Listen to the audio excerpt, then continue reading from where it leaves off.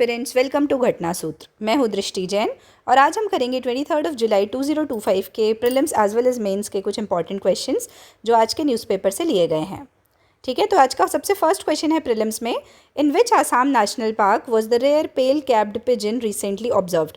तो जो pale capped pigeon अभी रिसेंटली मिला है वो आसाम के किस नेशनल पार्क में मिला है, ये पूछा गया है।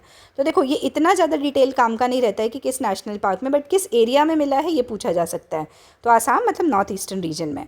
तो the options are Orang national park, second is Manas national park, third is Dihing Patkai national park and fourth is Kaziranga national park. तो ये कहाँ मिला है? दिहिंग पटकाई नेशनल पार्क में। ठीक है, सी ऑप्शन। अब इसके बारे में हम देख लेते हैं। जो पेल कैप्ड पिजन है इसको हम पर्पल वुड पिजन भी बोलते हैं और ये रिसेंटली अभी दिहिंग पटकाई नेशनल पार्क में मिला है। ठीक है, अब हम आते हैं सेकंड क्वेश्चन में।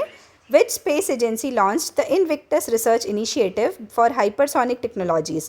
तो इनविक्टस एक रिसर्च इनिशिएटिव लॉन्च किया है, किस चीज़ के लिए? हाइपरसोनिक टेक्नोलॉजीज़ के लिए। कौन सी स्पेस एजेंसीज़ ने?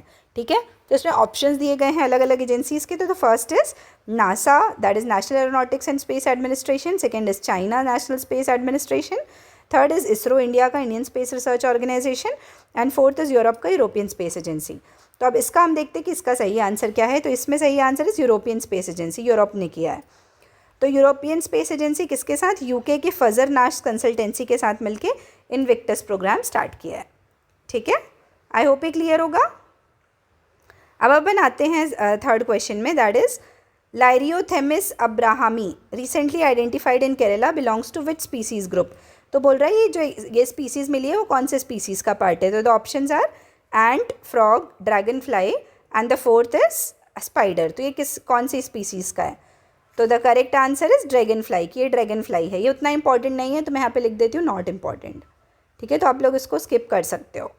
Now the next question is fourth is which Indian state has implemented the Cy TB skin test for latent TB detection.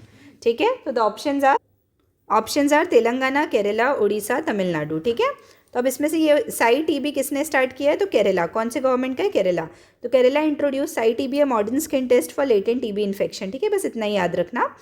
फिर फिफ्थ क्वेश्चन है, the Bedouin tribes are traditionally found in which region. ठीक है, तो ये options are North Canada, Amazon rain forest, Middle East और North African deserts और हिमालयाज। ठीक है, तो इसका ऑप्शन है, तो करेक्ट आंसर हमने देखा Middle East and North African deserts. तो जो बिडॉन्स है वो नोमैडिक ट्राइब्स है मिडिल ईस्ट और नॉर्थ अफ्रीकन डेजर्ट्स के। ठीक है, तो आज प्रीलिम्स में इतना ही था, आज काफ़ी शॉर्ट में ख़त्म हो गया। अब आते हैं हम मेंस वाले दो इंपॉर्टेंट क्वेश्चंस में। तो फर्स्ट क्वेश्चन है, what are the main roles and powers of vice president of India.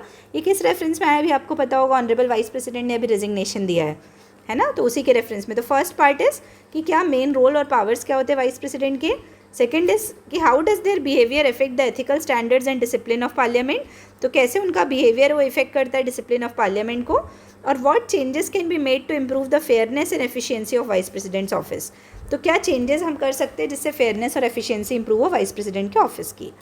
ठीक है, तो हम स्टार्ट करेंगे वाइस प्रेसिडेंट ऑफ इंडिया से। तो vice president of India second highest constitutional authority है प्रेसिडेंट के बाद और एक्स ऑफिशियो चेयरमैन है राज्यसभा के।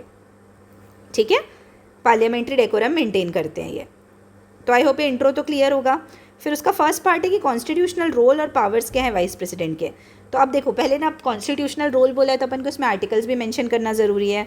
तो आर्टिकल 63 से आर्टिकल 70 के तक में बोला गया है कि वो डिफाइन करते हैं वाइस प्रेसिडेंट की पोजीशन को। उनका इलेक्शन कैसे होता है? सिंगल ट्रांसफरेबल वोट से होता है। वो एक्स ऑफिशियो चेयरमैन होते हैं राज्यसभा की, ये सब आप सभी को पता होगा, आर्टिकल 64 में लिखा हुआ है। और वो प्रेसिडेंट की जैसे एक्ट करते हैं जब उनकी डेथ हो जाती है, उनका एब्सेंस होता है तब। ठीक है, फिर unlike the president, vice president does not have any executive, legislative और फाइनेंशियल पावर्स इंडिपेंडेंटली। क्या होता है, प्रेसिडेंट के अलग अलग पावर्स होते हैं बट वाइस प्रेसिडेंट के ऐसे अलग अलग सेग्रीगेशन नहीं है। ठीक है, फिर सेकेंड पार्ट था कि influence on parliamentary ethics and discipline. तो क्या होता है कि उनका क्या इन्फ्लुएंस है। तो वो चेयरमैन है राज्यसभा के, तो वो वहाँ पे एडहेरेंस टू रूल्स, न्यूट्रलिटी और इम्पार्शियल एनफोर्समेंट करने में हेल्प करते हैं। क्वालिटी ऑफ डिबेट मेंटेन करते हैं। फिर उसके बाद वो क्या करते हैं और कि कोई भी बायस नहीं क्रिएट करते जिससे कि इरोजन ऑफ ट्रस्ट ना हो। ठीक है, और वो पार्टीशनशिप पे जैसे होता है ना कि बहुत बार कंसर्न्स आ जाते हैं कि ये पार्शलिटी तो नहीं करेंगे, पार्टीशनशिप तो नहीं शो करेंगे, तो उनका एक एथिकल कोड होता है नॉन पार्टीशनशिप। ठीक है, अब क्या हम चेंजेस ला सकते हैं कि जिससे वाइस प्रेसिडेंट के ऑफिस में और ज़्यादा ट्रांसपेरेंसी आ सके। तो फर्स्ट हम कोडिफाई करेंगे रूल्स और नॉर्म्स को जिससे अकाउंटेबिलिटी एनफोर्स हो सके। ट्रेनिंग और ओरिएंटेशन करेंगे सही तरीके से, जिससे कॉन्स्टिट्यूशनल एंड प्रोसीजरल ट्रेनिंग हो सही से। फिर स्ट्रेंथनिंग सेक्रेटेरिएट सपोर्ट, तो non partition well trained parliamentary secretariat support रहे। फिर रिविजिटिंग द इलेक्शन प्रोसेस, तो इलेक्शन प्रोसेस को और स्ट्रेंथन कर सकते हैं। और जुडिशियल ओवरसाइट, तो judicial review of contentious decisions, इस पर हमको ध्यान देना है। ठीक है, तो हमने दोनों पार्ट देख लिया, तीनों पार्ट देख लिया क्वेश्चन का। अब हम कंक्लूजन की तरफ आते हैं। तो कंक्लूजन में है कि vice president through their role in presiding over the Rajya Sabha holds a position of moral and procedural authority. तो क्या वो मॉरल और प्रोसीजरल अथॉरिटी की पोजीशन होल्ड करते हैं और डिग्निटी, फेयरनेस और प्रोडक्टिविटी ऑफ पार्लियामेंट में काफ़ी ज़्यादा हेल्प करते हैं। ठीक है, तो आई होप ये आंसर आप सभी को क्लियर होगा। अब आते हैं अपन सेकंड क्वेश्चन में कि how can synthetic biology help in saving the environment and species, what are the risks if we use it in nature. तो कैसे सिंथेटिक बायोलॉजी हेल्प कर सकती है एनवायरनमेंट को सेव करने में। ठीक है, ये फर्स्ट पार्ट है और क्या क्या रिस्क एसोसिएटेड है इससे। तो हम स्टार्ट करेंगे सिंथेटिक बायोलॉजी क्या होती है ना। तो सिंथेटिक बायोलॉजी क्या है कि एक इंटरडिसिप्लिनरी फील्ड है जिसमें हम बायोलॉजी, इंजीनियरिंग और टेक्नोलॉजी को कंबाइन करते हैं, जिससे कि हम जो हमारे लिए ज़रूरत की चीज़ें हैं वो क्रिएट कर सकें और उस बायोडाइवर्सिटी कंजर्वेशन में भी हेल्प कर सकें। प्लस उसमें क्या होता है, अब ये सब हम काम करेंगे होगा तो इससे बहुत बेनिफिट होंगे, लेकिन उसके कुछ इकोलॉजिकल और एथिकल कंसर्न्स भी होंगे, तो वो भी हम डिस्कस करेंगे। तो एनवायरमेंटल एंड कंजर्वेशन बेनिफिट्स क्या है सिंथेटिक बायोलॉजी के, कि बायोडाइवर्सिटी रिवाइवल, कि बायोडाइवर्सिटी का रिवाइवल होगा, जीन एडिटिंग होगी, डी एक्सटिंक्शन होगा, कार्बन कैप्चर और क्लाइमेट मिटिगेशन में हेल्प मिलेगी, पॉल्यूशन कंट्रोल होगा, जैसे इंडस्ट्रियल वेस्ट को हम टर्न डाउन कर सकते हैं। फिर अल्टरनेटिव बायोमटेरियल, जैसे टेक्सटाइल की हमको ज़रूरत पड़ती है, बायोडिग्रेडेबल प्लास्टिक्स की ज़रूरत पड़ती है, तो वो सब हम बना सकते हैं। फिर एग्रीकल्चरल सस्टेनेबिलिटी में भी हेल्प होगा, जो हार्मफुल केमिकल्स को रिप्लेस कर सकेंगे हम। ठीक है, फिर इकोलॉजिकल और एथिकल रिस्क्स की बात की जाए तो क्या है कि अनप्रेडिक्टेबल इकोलॉजिकल इम्पैक्ट, अभी हमको इम्पैक्ट पता नहीं है क्योंकि ये एमर्जिंग एरेना है। फिर जीन फ्लो और म्यूटेशंस पे इम्पैक्ट होगा जेनेटिक कंटामिनेशन के थ्रू। बायोसिक्योरिटी की थ्रेट्स रहेगी, जिसमें बायोटेररिज्म फैल सकता है। ठीक है, एथिकल डिलेमाज रहेंगे कि हमको क्या गुड है क्या सही है वो हमको देखना पड़ेगा, और रेगुलेटरी गैप्स है उसको सही तरीके से मॉनिटर करना पड़ेगा।